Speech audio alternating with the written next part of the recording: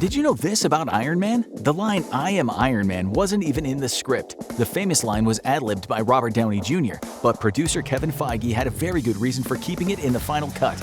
He had decided to largely do away with the secret identities in the Marvel Cinematic Universe.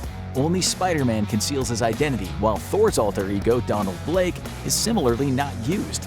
At one point in the film, Obadiah describes Tony Stark's arc reactor he has created as his ninth symphony. There is a superstition in the classical music world known as the Curse of the Ninth that says a ninth symphony will always be a composer's last, and that they'll die after creating it. Here, Obadiah is telling Tony that the arc reactor will be his last invention before Obadiah kills him. The song that plays in the casino while Tony Stark plays craps has a connection to Iron Man that you definitely missed.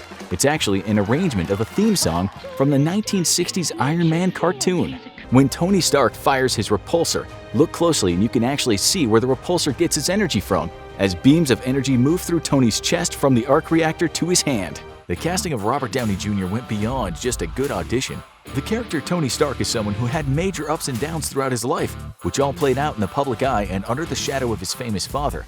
Director Jon Favreau felt like Robert Downey Jr.'s life ran parallel to the character and believed he could bring an emotional authenticity to the role no other actor could. While the MCU is known for its meticulously planned setups and payoffs, this setup wasn't planned at all. Longtime Marvel fans know that Tony Stark's AI Jarvis is voiced by Paul Bettany, who later went on to play the Vision. But according to Paul Bettany, when he did the voice work for Jarvis, not only did he not know he would play a bigger role in the MCU, he didn't even know what film he was working on. He merely did the job as a favor for Jon Favreau, with whom he worked with in the film Wimbledon.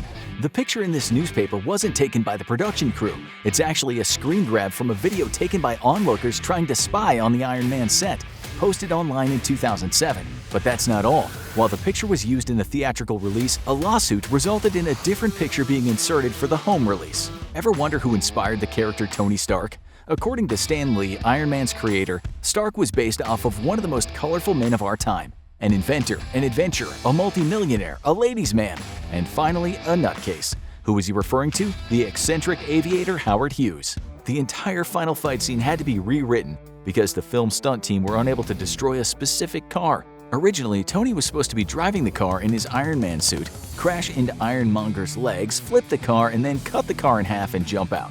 However, the car was so well built they couldn't get the car to flip and were unable to split the car in half, forcing them to have to rewrite the scene. Jon Favreau was so impressed he made it Tony's car of choice in Iron Man 2.